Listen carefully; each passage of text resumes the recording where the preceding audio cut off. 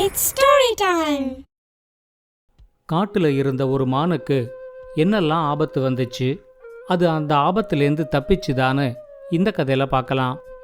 இது வரைக்கும் நம்ம சேனலுக்கு சப்ஸ்கிரைப் பண்ணலைன்னா உடனே சப்ஸ்கிரைப் பண்ணி பக்கத்தில் இருக்கிற பெல் பட்டனை கிளிக் பண்ணுங்க. ஸ்டோரி டைம் தமிழ் சேனலுக்காக உங்களுடன் ரவிசங்கர் பாலச்சந்திரன். கதையை கேட்கலாம் வாங்க. விந்திய மலையோட அடிவாரத்தில் மேகவனம்னு ஒரு பெரிய காடு இருந்துச்சு.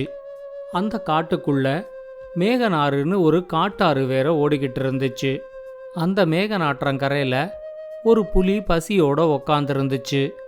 அந்த புலிக்கு பக்கத்திலேயே அந்த புலியோட 2 குட்டியும் வேற பசிக்குதுன்னு சொல்லி அம்மா ஏதாவது வேட்டையாடிக்கிட்டு வருவாங்க அப்படின்னு காத்துக்கிட்டு இருந்துச்சு.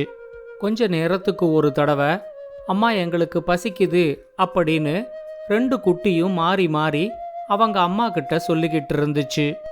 அம்மா புலி அந்த 2 குட்டி புலிங்க கிட்டையும் கொஞ்ச நேரம் பசியை பொறுத்துக்கங்க, நந்துங்கிற மானும் அதோட 2 குட்டிகளும் இந்த காட்டோட மேற்கு பகுதியில் தான் புல்லு மேய்ஞ்சிக்கிட்டு இருக்கு. அந்த இடம் சமதளமா இருந்தா நானே அங்க போய் 3 மான்களையும் வேட்டையாடி கொண்டு வந்துடுவேன். ஆனா அது கொஞ்சம் மலைப்பாங்கான இடமா இருக்கிறதுனால அந்த 3 மான்களும் எங்கிட்டேந்து தப்பிக்கிறதுக்கும் வாய்ப்பு இருக்கு. ஆனா புல்லு மேய்ஞ்சு முடிச்சதும் கண்டிப்பா இந்த ஆலமரத்துக்கிட்ட தான் எல்லாம் தண்ணி குடிக்கிறதுக்காக வரும்.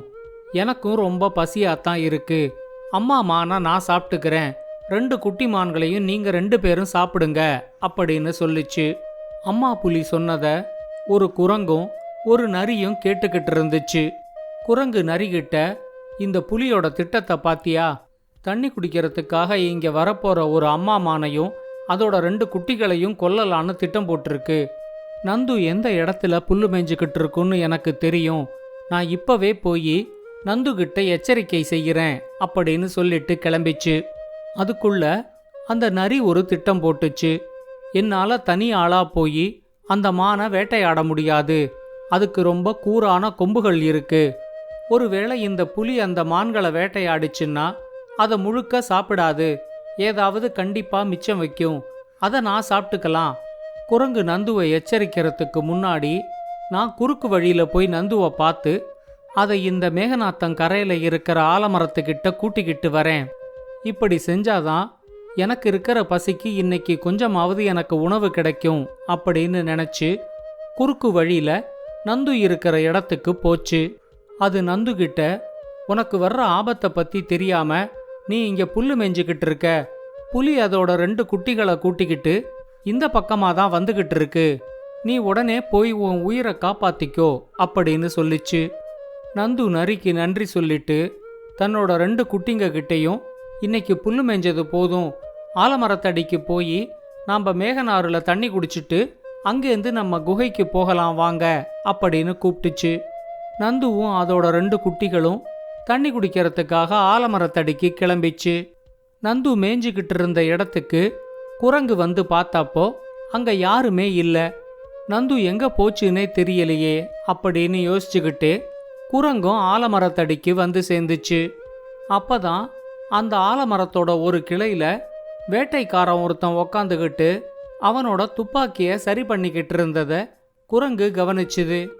அது மெதுவா புலிகிட்ட போய், உன்னோட தலையை மட்டும் பதப்படுத்தி ஏதாவது ஒரு வீட்டில் அலங்கார பொருளா தொங்க விட்டா அது உனக்கு சந்தோஷமா இருக்குமா அப்படின்னு கேட்டுச்சு. புலி கொஞ்சம் கோபத்தோட, என்னடா காலையிலே நீ அபசகுனமா பேசுற, நானே பசியில ரொம்ப கோபத்துல இருக்கேன், என் கோபத்தை இதுக்கு மேல கிளறாம இங்கேருந்து போயிடு அப்படின்னு சொல்லிச்சு. குரங்கு இப்போ புலிகிட்ட, அப்படியே திரும்பி ஆலமரத்தோட கிளையில பாரு, ஒரு வேட்டைக்காரன் உக்காந்துக்கிட்டு துப்பாக்கிய சரி பண்ணிக்கிட்டு இருக்கான், துப்பாக்கி தயாரானதும் முதல் குறி ஓ மேல தான் வைப்பான் அப்படின்னு சொல்லிச்சு. அப்பதான் புலியும் வேட்டைக்காரனை கவனிச்சுது. அது குரங்கு கிட்ட, சரியான நேரத்துல வந்து சரியான தகவலை சொன்ன, நான் இப்பவே என் குட்டிங்களை கூட்டிக்கிட்டு இங்கேருந்து கிளம்புறேன் அப்படின்னு சொல்லி 2 புலிக்குட்டிகளையும் கூட்டிக்கிட்டு அந்த இடத்துலேருந்து உடனே ஓடிடுச்சு. துப்பாக்கியை தயார்படுத்துறதுக்குள்ள புலியும் அதோட குட்டிகளும் அங்கேருந்து ஓடினது வேட்டைக்காரனுக்கு பெரிய ஏமாற்றமா இருந்துச்சு. குரங்கு தன்னோட ஆலமரத்துக்கு திரும்ப வந்துகிட்டு இருந்தப்போ அங்க ஒரு இடத்துல நரி ஒளிஞ்சுகிட்டு உக்காந்துருக்கிறத அது கவனிச்சுது. நந்துவ புலி கொல்றத பார்க்கறதுக்கு தான் இந்த நரி இங்க ஒளிஞ்சுக்கிட்டு உக்காந்துருக்குங்கிறது உடனே குரங்குக்கு புரிஞ்சு போச்சு. அப்ப எதிர்பாராம நரியும் குரங்க கவனிச்சிடுச்சு. உடனே அது குரங்கு கிட்ட புலிய பத்தி நந்து கிட்ட சொல்லி எச்சரிக்கலான்னு தான் நானும் இங்க உக்காந்துருக்கேன். ஆனா என்னன்னு தெரியல, புலியும் அதோட குட்டிங்களும் இந்த இடத்த விட்டு ஓடிடுச்சு அப்படின்னு சொல்லிச்சு. இப்ப குரங்கு அதுகிட்ட சொல்லிச்சு, உன்னோட எண்ணம் என்னங்கிறது எனக்கு தெரியும். புலி சாப்பிட்டது போக மிச்சம் மீதி இருந்தா அதை சாப்பிடலான்னு இங்க ஒளிஞ்சுக்கிட்டு உக்காந்துருக்க. ஆனா புலி இங்கேருந்து ஓடி போனாலும் நந்துவுக்கு வந்திருக்கிற ஆபத்து குறையவே இல்லை. ஆலமரத்துக்கு மேல ஒரு வேட்டைக்காரன் துப்பாக்கியோட உக்காந்துருக்கிறத கவனி. புலிய கொல்லலான்னு வந்த அந்த வேட்டைக்காரன் புலி ஓடி போயிடுச்சுனாலும் பரவாயில்ல, மானையாவது கொல்லலாமேன்னு நந்துவ கண்டிப்பா வேட்டையாடிடுவான். ஆனா வேட்டைக்காரன் நந்துவ வேட்டையாடுறதுல உனக்கு எந்த லாபமும் இல்ல. புலி சாப்பிட்டு மிச்சம் வைக்கிற மாதிரி வேட்டைக்காரன் வைக்க மாட்டான், மொத்தத்தையும் கொண்டு போயிடுவான். அதனால உனக்கு உணவு கிடைக்காது. இப்பவாவது நீ நந்துவ காப்பாத்த முயற்சி செய் அப்படின்னு சொல்லிச்சு. தன்னோட மனசுல இருந்த கெட்ட எண்ணம் குரங்குக்கு தெரிஞ்சு போனதுல நரிக்கு கொஞ்சம் வருத்தமாவும் வெட்கமாவும் இருந்துச்சு. அது குரங்கு கிட்ட இப்ப நான் என்ன விதத்துல நந்துவுக்கு உதவலாம் அப்படின்னு கேட்டுச்சு. இப்ப குரங்கு சொல்லிச்சு, நந்து தன்னோட குட்டிங்களை கூட்டிக்கிட்டு தண்ணி குடிக்கிறதுக்காக இந்த ஆலமரத்தடிக்கு தான் வந்துகிட்டு இருக்கு. நீ உடனே ஓடிப்போய் இந்த இடத்துல இருக்கிற ஆபத்தை நந்துவுக்கு சொல்லி வேற எங்கேயாவது போய் தண்ணி குடிக்க சொல்லு. நான் போய் என்னோட குரங்கு கூட்டத்தை கூட்டிக்கிட்டு வரேன். இந்த வேட்டைக்காரங்கிட்ட எனக்கு ஒரு சின்ன வேலை இருக்கு அப்படின்னு சொல்லிச்சு. புலியும் அதோட 2 குட்டிகளும் தப்பிச்சு போனதுல ரொம்ப ஏமாற்றத்துல இருந்த வேட்டைக்காரனுக்கு தூரத்துல ஆலமரத்தடியை நோக்கி நந்துவும் அதோட 2 குட்டிகளும் வர்றது தெரிஞ்சுது. புலி இல்லைனாலும் இன்னைக்கு மானாவது கிடைச்சிதே, இதை வேட்டையாடலாம் அப்படின்னு நினைச்சு அவன் துப்பாக்கியை தயார் செஞ்சு வச்சுக்கிட்டு நந்துவும் அதோட 2 குட்டிகளும் மரத்துக்கிட்ட வர்றதுக்காக காத்துக்கிட்டு இருந்தான்.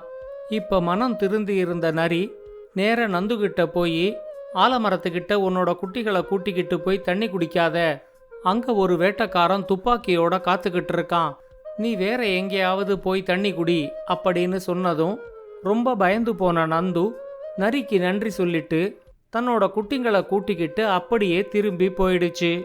மரத்து மேலேந்து இதெல்லாம் பார்த்துக்கிட்டு இருந்த வேட்டைக்காரனுக்கு இப்ப ஏமாற்றம் இன்னும் ரொம்ப அதிகமாயிடுச்சு.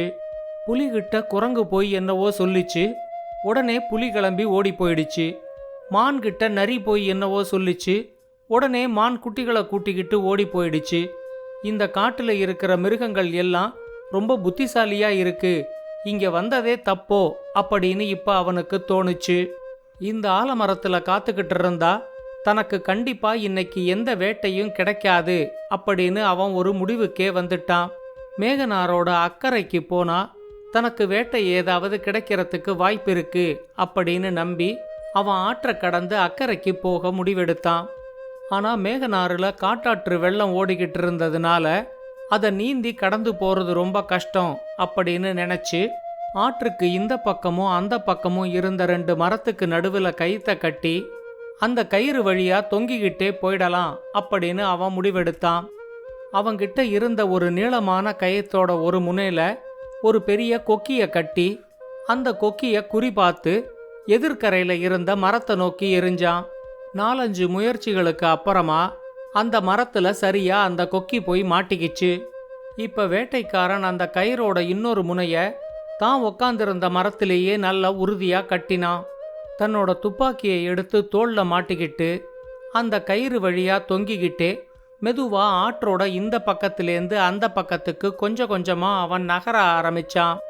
ஆனா இப்ப வேட்டைக்காரன் எதிர்பார்க்காத மாதிரி எங்கேந்தோ 25-30 குரங்குகள் திடீர்னு அந்த பக்கத்துக்கு வந்துச்சு.